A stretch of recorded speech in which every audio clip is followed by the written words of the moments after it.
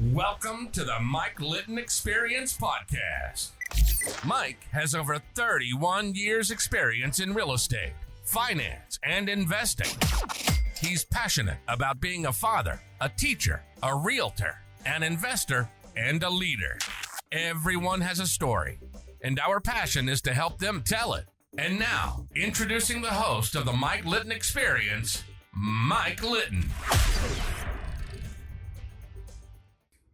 So what can you expect from the Mike Litton Experience? You can expect stories that will inspire, motivate, advice that will sharpen your focus, and expert information on real estate, finance, and market conditions. Brent Kessler, thank you so much for being our guest on the Mike Litton Experience. Like we talked about before we hit record, everybody has a story, and our passion is to help them tell it.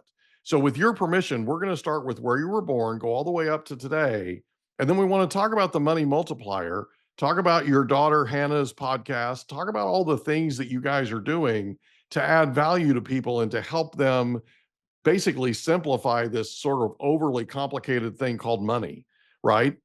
Yeah. Well, thank you for Yeah. being here, bud.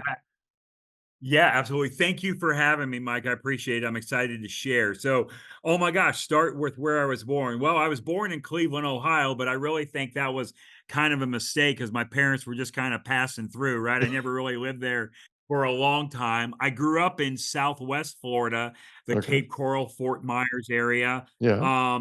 I was in the grocery business for a while. Actually, I come to you today. I'm age 57. So I come to you today. I was in the grocery business for a lot of my life. I started as a bag boy at a grocery store called Winn-Dixie, kind of worked my way up the ranks. And I went to chiropractic school. I became a chiropractor. I went to Logan Chiropractic College in St. Louis, Missouri. After I graduated, we were trying to figure out exactly where we were going to go to open up shop, right? So we decided and landed on Kansas City. Why did we land on Kansas City? Well, because my wife had family there, and we thought, well, let's go where there's family. But shortly after we got there, my wife's family was her brother. Her brother got divorced and ended up moving to Texas. So we really didn't have family there for too long. But anyway, it was good. Kansas City was good. We opened up 5 clinics in the Kansas area. Johnson County, Kansas, Olathe, Overland Park, all in that area. And then I actually owned those clinics all the way up until 2017. However, I myself have not been practicing in those clinics since 2008. I had associate docs that were in these clinics, right? So back in 2006, I was in a chiropractic conference and I heard somebody speak on this concept, becoming your own banker, how to become your own banker. And that was back in 2006. And I thought, man, that sounds really, really good, but it just sounds too good to be true, right? I'm sure you have heard things like that sound good, but sound too good to be true. Yeah. Well, that was me. I heard the information. I actually bought this book called Becoming Your Own Banker. A guy that wrote this book, his name is R. Nelson Nash. Okay. He's the one that wrote the book. I got the book and I actually brought it home and I put it on my shelf and did nothing with it, right? Yeah. I just went back to my normal chiropractic life. About 2 years later, in 2008, I go back to another chiropractic conference, and about 10 or 12 of my colleagues that were there at the previous conference with me are there at this conference. Now, the only difference between them and me, Mike, is they heard this information in 2006 and they acted up on that information they heard, where I didn't do anything. Well, at that new conference in '08, they were going on and on, ranting on, basically throwing up all over me about how this banking concept was changing their financial life. They were paying off their debts. They were paying their expenses. They were recapturing, recycling money. They were keeping all their money in the family just by adding one step to their financial life. So in other words, so they didn't have to change their cash flow. They didn't have to work any harder, take any additional risk, or lose control. So I thought to myself, there has to be something to this concept, right? Because there's no way 10 or 12 of my colleagues are lying to me. Maybe 1 or 2, but not 10 or 12. So I came home and I told my wife, and it was in February of 2008. Mhm. And I said, honey, we have to start implementing this concept in our life. And it was at that time, Mike, February of '08, I was $984,711 in debt. That's what I owe to the third party creditors. Now, I know what you're thinking. You're probably thinking, well, Brent, how do you even know you were just that amount in debt? Well, that was part of the exercise. I had to do that and I had to know that and come up with that number. And believe me, it was painful to look at that because you don't Mhm. ever want to look at crap like that because that's negative crap in your life. But Right. I had to know the number, and so I applied this concept that I learned and I paid that debt off. Oh, well, actually, before I tell you how I paid it off, you're probably thinking, well, how were you almost $1 million in debt, right? I know if you live like in Oceanside, California, that buys you a very small house, but in Kansas, it buys you a lot, right? Yeah, Or in Oklahoma, where the Oklahoma Sooners live, that buys you a lot, right, that's Mike? true. But so anyway, how did I become $1 million in debt? Well, I had the house that I lived in. I had my chiropractic student loans from chiropractic college. At that time, I had two of my five clinics. I also had a condo on the lake of the Ozarks between St. Louis and Kansas City. And if you have a condo on the lake, Mike, guess what you have to have? A boat and a wave runner, right? Mhm. Yeah, man, you can't have a condo on the lake without a boat and a wave runner. And Right. I'm also an airplane pilot. And as an airplane pilot, I had my own airplane. So it didn't take me a lot to become almost $1 million in debt. Well, I was able to apply this concept in my life and I was able to pay that debt off in 39 months, 3 years and 3 months. And all I did was added one step to my financial life. I didn't have to work harder, change my cash flow, take any additional risk, or lose control. I simply added one step. So then I became so passionate about this to where I started teaching this concept. So, this gentleman that wrote this book, Becoming Your Own Banker, R. Nelson Nash, became my mentor. Now, Nelson passed away. I started teaching it in March of 2012. Okay, Mhm. that's when I started teaching the concept. But anyway, okay, as okay, so like Nelson Nash, he passed away in March of 29. Yeah, in March of 2019. So about 6.5 years ago, he passed away at age 87 years old. Mhm. But I'm telling you, what Nelson taught me about money, and as far as this book, Becoming Your Own Banker, this is a book that everybody should add to their wealth building library. I'm not here to sell the book. I'm not selling you the book, but right, I didn't write this book, but it is a book you definitely want to add to your wealth building library. It totally changed my life. And here we are. Let's fast forward to where October, almost November of 2025. I've Mhm. been teaching this concept around the country since March of 2012. I speak on 50 to 70 live events a year, another 100 to 120 Zoom events, virtual podcasts. And our client base now of the people that we help is over 17,000 people in the United States and Canada. And it's just been a blessing to help people to break the bonds of financial slavery they don't even realize they're in, and start taking control of their own wealth and their own money. And that's what we do at our business is called the Money Multiplier. Mhm. We're located an hour east of Orlando in Port Orange, Florida, right next to Daytona Beach, and that's what we teach. Our website, called themoneymultiplier.com. It has a full 90-minute presentation on Mhm. how the concept works. I also wrote a book, okay, and I wrote this book about 5 years ago. I guess it was 2020 when we wrote it.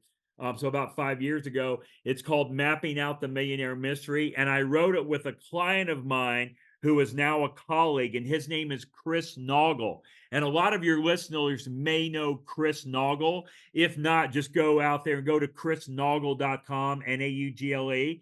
And he's from Buffalo, New York, very active in the real estate world. He's had a couple shows on TV, one on House Hunters, another one on HGTV called Risky Builders. So Chris is now a colleague and part of our team at the Money Multiplier. So and again, I know this is early in our conversation, but I am going to offer this book. I'll send it in an ebook form to all of your listeners. All they got to do is send me an email, Brent, BRENT, at themoneymultiplier.com, and I'll send them all that ebook. And we'll put a link in your episode description to the moneymultiplier.com Awesome. so that people can just click on it. Fantastic. So is it okay if we go back just a little bit? Yeah, absolutely. So what was your favorite thing about growing up where you grew up? Yeah, well, I grew up like in a town called St. James City, Florida. So Yeah. if you go to Cape Coral, Fort Myers, and then there's Pine Island, St. James, Bokeelia. Maybe some people have heard of like Sanibel Mhm. Island or Captiva, North Captiva, Key Acosta, Usepa. There's a place. Why is it escaping me right now? The name of it. It's right there by Usepa Island and Key Acosta. It's where Jimmy Buffett wrote the song Margaritaville. Um, I'm just escaping the name. It's just a small little place. You go there. There's this restaurant there, and he wrote this song. But anyway, that's where I grew up. And my favorite thing about growing up there, Mike, is I love the water. I Yeah. love the ocean. I love fishing. I love the beach. And as a kid, and again, I didn't realize how good it was at the time when I was there. You know what I mean? As a Mhm. kid, you just don't realize what a special, unique place this is. But just when I look back, I remember after school, I had a buddy of mine. His name was Jeff Jedlick, and Jeff would go out, and his older brother just would go out, and we would go out on his boat, and that was back when you could just take okay, so like all these nets, you had these nets that ran Mhm. off the side of off the back of your boat. So you would throw the net out on the back of the boat, and you would hurry up in the boat and make a circle. You would Mhm. make a circle with the net. So all the fish that were in that circle, I don't know, it was like a quarter of a mile Mhm. circle, say eighth of a mile. I don't know what it was, but it was a big circle. And as you scoop the net up, right, you had a big circle, and as you scoop the net up, the circle would get tighter and all the fish would get in the net. We'd catch those fish and we'd go sell them at the fish house. Mhm. That's That's what we awesome. did. So that was That's cool. That awesome. was just an awesome experience. And then even to this day, I still have property on Captiva Island over there by Sanibel. I still have property on St. James City. And actually my wife and I are going to head over there on Thursday because my two sons, I have three kids, two sons and a daughter, and Mhm. my two sons still live over there in the Cape Coral area. So That's yeah, awesome. man, yeah, that was my favorite part about being a kid and growing up there. That's cool. So growing up, who was the most influential person to you? Yeah. So you know what? And like still to this day, there was a guy so the late Zig Ziglar. Mhm. And so Zig Ziglar, I remember being in, I think it was either the fourth or fifth grade. And again, I didn't even realize this at the time, but there was this class, and this class was called Mhm. ICAN. Mhm. And all the books that we wrote, or like all the study materials from the class, Mhm. were books written by Zig Ziglar. Mhm. And if you think about it, this was back, I mean, I was born in 67. So what I was at the time, I was 12, 13. So Mhm. this is 1979, 1980, Mhm. right? That I'm in this class. And I mean, if you think about it, there were very, very few classes back then that just talked about positive thinking and, how to right, just to kind of think outside of the box. And right, so there's a lot of things that may sound like it should be the way that it is, but it's not really the way that it is. For example, there's a quote by Will Rogers, and he says, the problem in America isn't so much what people don't know, it's what they think they know that just ain't so. Right. So a It's on lot of the that's on your stuff that we've website. been taught, yeah. Yeah. So as a matter of fact, a lot of the things that we've been taught about money, which is what I teach, is Mhm. about money, is not actually the truth. So like, okay, so even through all my years, I've kind of followed Zig Ziglar, as far as Carnegie, Dale Carnegie, there was other books out there. Just right. So even going out, and like if you ever read some of the Chicken Soup for the Soul books, like Mm-hmm. Jack Canfield and all of Mm-hmm. that. I like those type of books. And there's even, the old Napoleon Hill, Mm-hmm. Think and Grow Rich stuff, Yep. The Richest Man in Babylon, right? Mm-hmm. I mean, all that stuff. And then I love to explore what did the wealthy do, right? Because again, there's us and the super wealthy. There's Mm-hmm. us and the super wealthy. And the thing I've discovered, Mike, is that we all have access to the same financial tools Mm-hmm. that the super wealthy have. We all have access to those tools. The only problem is that we don't know how to acquire them or get them, or even when we do get them, we don't use them the same way the super wealthy use. Mm-hmm. So I like to go and I like to research and read, like, on the Rockefellers, the Rothschilds, the Morgans, the Stanleys, the Barclays. Even if you go back and you look and see, how did Walt Disney build Disney World? Mm-hmm. How did Ray Kroc fund and build McDonald's? How did the business called Pampered Chef get started before Warren Buffett purchased Pampered Chef, right? Mm-hmm. Those are all great, valuable lessons. And my favorite quote in the world, I believe, my favorite quote in the world is by Zig Ziglar. And here's what Zig Ziglar says. He says, if you help enough other people get what they want, Mm-hmm. you'll end up getting what you want. And I live with that mindset every day of my life. On our team meetings, I'm always bringing that up. My daughter, I mean, I know she's tired of hearing it, but we got to keep reminding ourselves it's all about serving others. It's all about serving others. So as long as we focus on helping others, we'll eventually get what we want. Absolutely. I totally agree with that. Zig Ziglar actually offered me a job. Actually offered me a job. Wow. I had an opportunity to go to work Now for you're him, and I showing your age. I mean, yeah, exactly, right? So I ended up turning him down because I had met a girl that I wanted to court and I wanted to marry, and I couldn't figure out how I could do that out on the road with him 300 days a year. And I ended up marrying her, and 31 years later, we're still together. So, yeah, I'm absolutely dating myself. So Zig Ziglar was a big, big influence in your life, and it sounds like still is.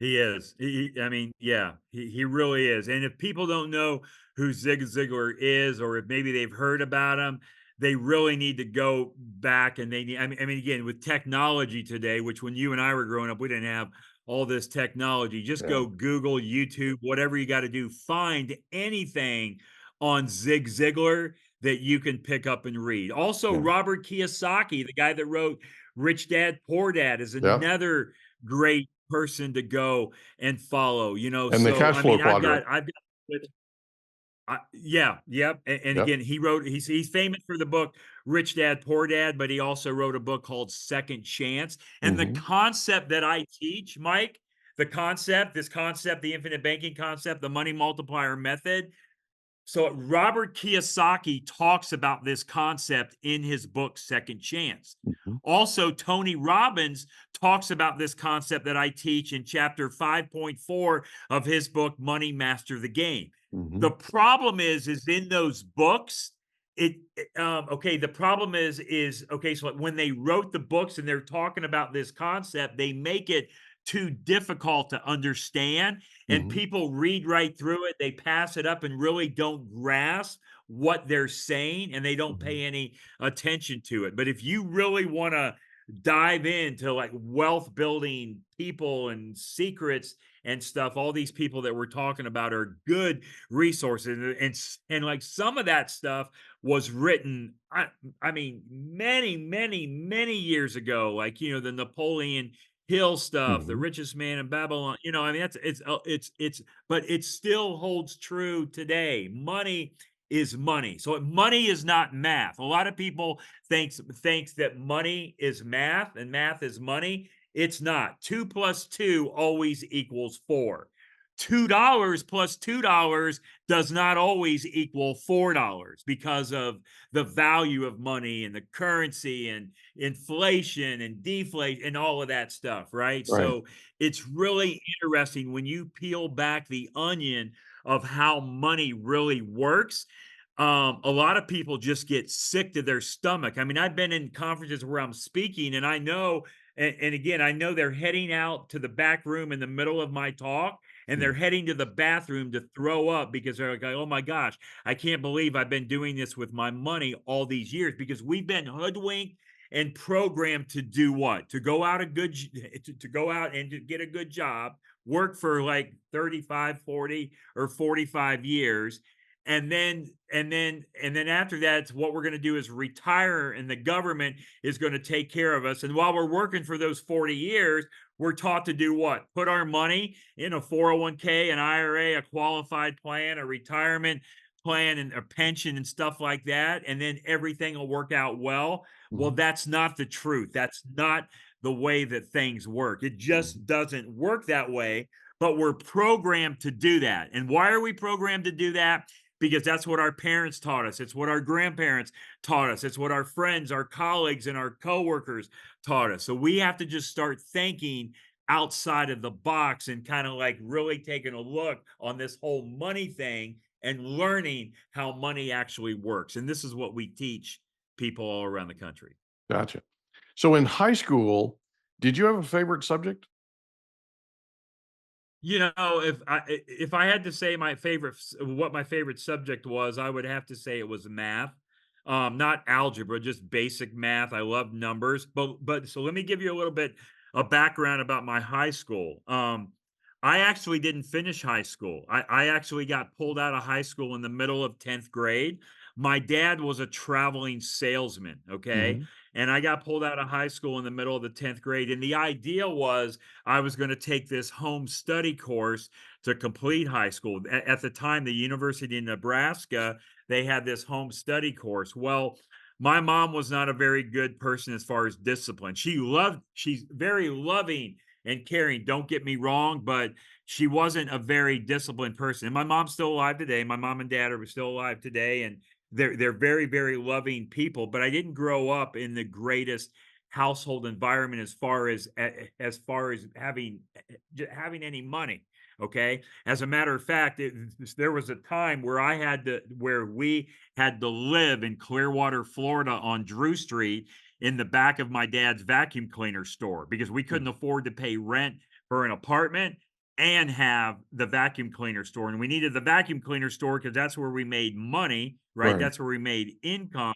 So I remember taking showers at the YMCA because that's where we had to take a shower. I remember the only thing we had to eat sometimes at nighttime were hush puppies, and that's what they give you for free when you go to Long John Silver's.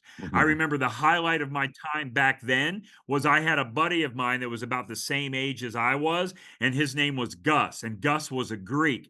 And Gus, okay, Gus's family had a Greek restaurant in our strip mall plaza where Mhm. my dad had his vacuum cleaner store. So I was friends with Gus. So every day after school, I got to go to Gus's restaurant and have some Greek food. And that was pretty good when we didn't have a lot of food to eat because we never had to pay for it because his parents were like, oh, let me take care of Gus and his friend. Right. Yeah. So, and again, not trying to get on a soapbox on that, but I got pulled out of school in the 10th grade. And then when I went, and then so when I decided to go back to chiropractic college, which was kind of late in my life, actually, it was about the 1994 time period when I decided to go back to chiropractic college.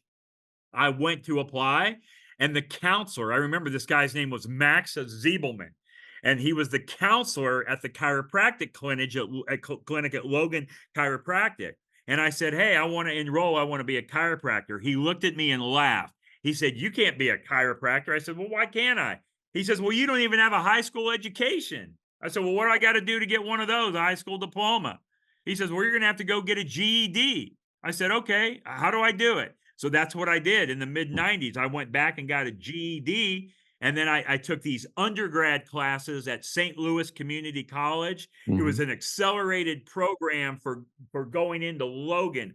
It was the anatomy, the physiology, the chemistry, and the physics. I don't know how in the hell I passed them. Well, I know how I passed them because I married my wife, right? And so my wife is an engineer. I've been married to my wife now for 30 years, and Mhm. my wife is an engineer, and she helped me with some of my classwork and my homework to get through some of those complicated classes. And then when I did get into chiropractic school, I didn't do very well. I mean, I thought, right, I thought the letter D stood for doctor and C stood for chiropractor because that's what I made was C's and D's, and I failed a lot of classes. It took me 13 trimesters to pass 10 trimesters of Logan Chiropractic College because I kept failing classes. And then when I finally did pass, Mike, all my classes, I walked across the stage and I got my diploma, which at the time, that was back in 2001.